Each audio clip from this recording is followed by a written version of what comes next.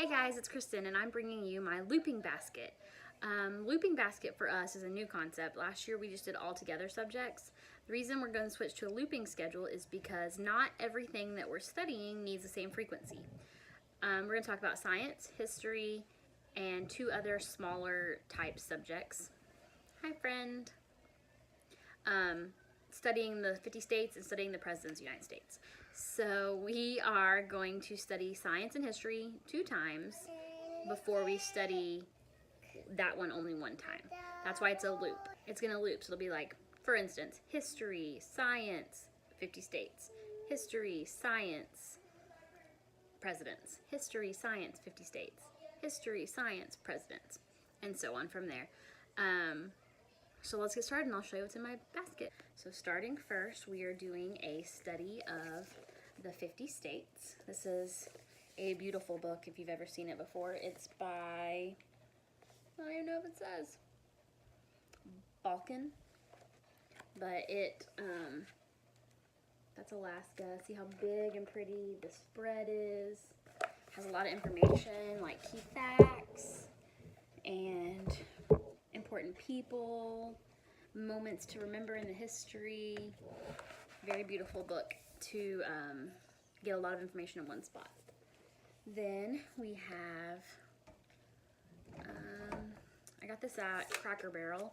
I got that on Amazon, but I got this at Cracker Barrel. It's Scratch-A-Doodle U.S. Geography, and it is a scratch map of the United States. And it comes with 5, so 1 for me and 1 for the 4 big kids. Poppy won't need one. As we study, we'll get the fun fulfillment of scratching off the state as we study it. This is the USA game. One of my kids got it for one of their birthday presents, and I just ran across it in our game room. So, you know, it is a USA game to fill your brain with state names, state capitals, state nicknames, and state facts. We have this book I heard about through the Family Reading Crate with Build Your Library, and it was in one of like the first couple of boxes I didn't receive, but I saw this in her video and I just thought it would be perfect. It's a United Tweets of America, a book about the 50 state birds. It just talks about them, so like it'll have Minnesota and what the bird looks like and some information about the bird. Very fun extra book to read, especially since one of the things you'll see in a minute is we're studying flying creatures in science. What else do I have for? Okay, so I have 50 states flashcards. Again, it shows a map, a realistic looking, come on zoom camera. Not gonna zoom. Anyway, it's a realistic looking map. And it even has like highways on it, and shows the kids where it is, which is perfect since we're taking a road trip across part of the United States this year, so this will be great for that.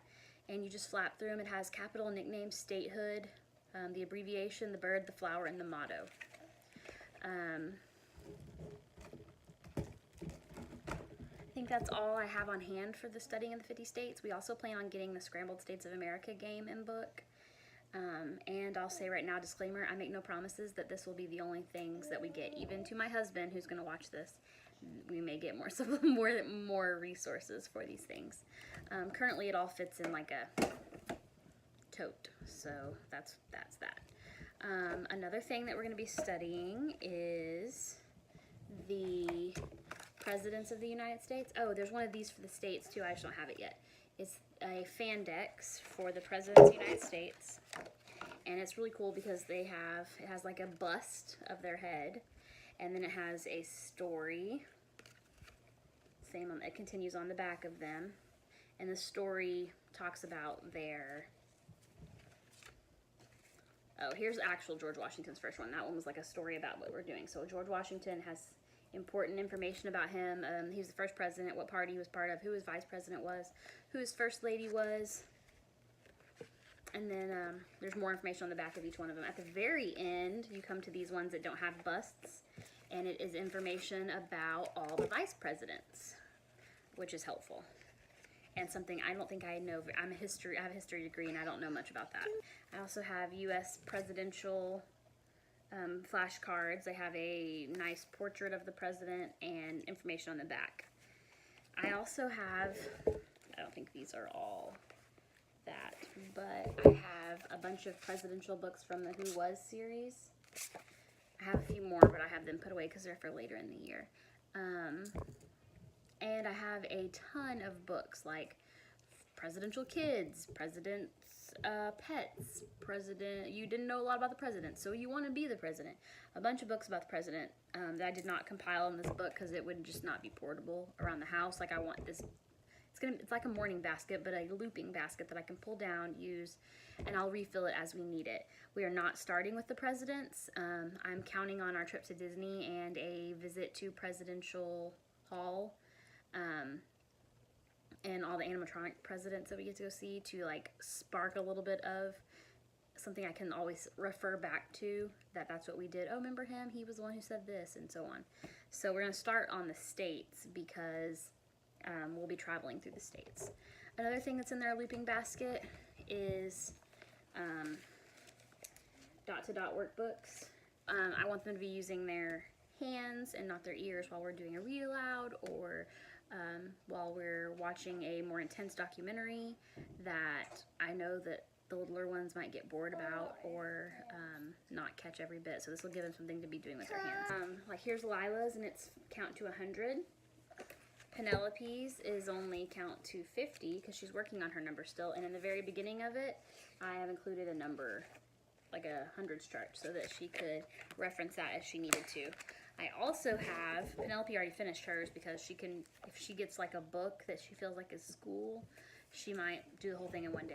It's a alphabet dot-to-dot. So this is Lila's, who has not finished hers. She's worked on a few of them, so here's a page she completed. But it helps you create the picture, and you're doing, this is, I think it goes A to J in the beginning, and then A to Z by the end. So I didn't mention this, what this was. I think I held it up, but it's the U.S. presidents, and it's a magnetic matching game. You can like put them in the correct order. You can separate them like by the state that they were from. You can separate them by the party they represented. Different things like that. It's like a sorting game. And the 10 is magnetic, so they just stay in the 10. Now the next subject I'm going to talk to you about, for science we're studying flying creatures, exploring creation with Zoology 1 of the Young Explorer series by Apologia. We did astronomy, which is the first day.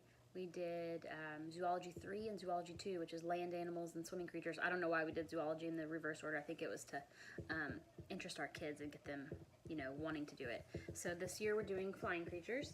I have the book, and then I have Lily's notebooking journal, which for the first time is like legit the regular notebooking journal. She's going into 4th grade. And then I have Lila's junior notebooking journal. And Penelope gets her own journal this time. She'll be in kindergarten. I don't expect the same level out of her as I do the others, but it helps to have her have the same activities so that she'll feel like she's being big with her sisters. We use the audiobook. Sorry for the glare. It's actually an MP3, which is kind of a pain in the butt, but we stick it in our car stereo and we listen to it. One of the times we're shooting around town, whatever, and it gets our reading in much earlier than if we had to sit down and just read out of the book. So I hope to be able to have the book with me so I can, because they'll be like, now reference the picture on page 59. So I will try to have the book so I can, because usually it's not that we're driving, we can be stopped.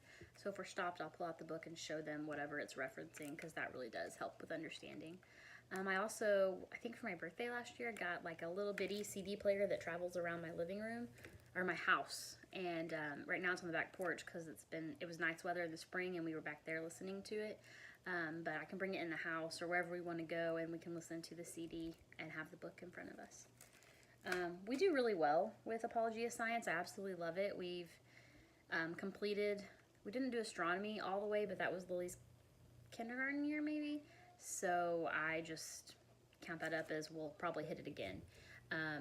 Next year we actually plan on doing botany first semester because it's kind of a shorter book, and astronomy second semester, and it's also a shorter book. Then we'll do anatomy and physiology her 6th grade year. She will miss the chemistry and like an IPC 6th grade course that they have, but I don't feel like that's that big of a deal. She'll catch that same information in 7th and 8th grade with physical and I don't know the other one, but she'll catch up with those. The last looping subject that we have currently is Story of the World. We are on volume 2, the Middle Ages, the fall of Rome to the rise of the Renaissance. We started it last year. We're on chapter 4 or 5, I think. We should have finished this last year. It was actually a subject from last year, but we moved. We started the year with my mom's. We ended up moving. Or no, we lived here by the beginning of the year, but we had a baby. See, this is what I'm talking about. We just had a busy year, so history got pushed to the back, and we didn't start it till spring. Once we started it, we loved it. I have a binder of all the student pages for Story of the World, and I just print out what the kids need each week, maps or coloring pages or whatever, and we complete them. I got them new binders to actually keep their pages in so they can have like a created portfolio at the end of it. The Usborne Encyclopedia of World History that we used as our spine to go along with it. And then of course I still have the activity guide. I think it has a highlighter in it or something. And I use this to go through and make my list for my library checkouts or my purchases online. It all depends on what is available at the library and what I feel like we would like to keep in our library long term.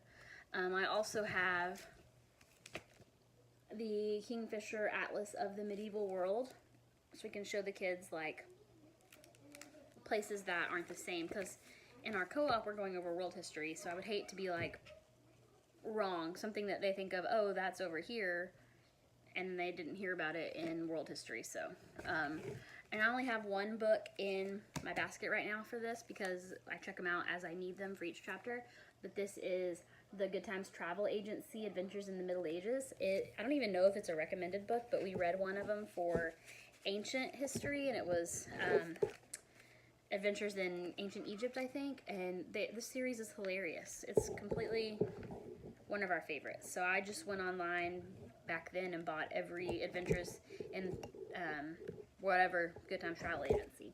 So we have them all. That is it for our family-wide looping basket. We will do history twice and science twice for every time we hit something else, which will be the president and the states. Like I said, I don't make any promises that this is all we will have. This is just what I have for now until I can see what we can handle.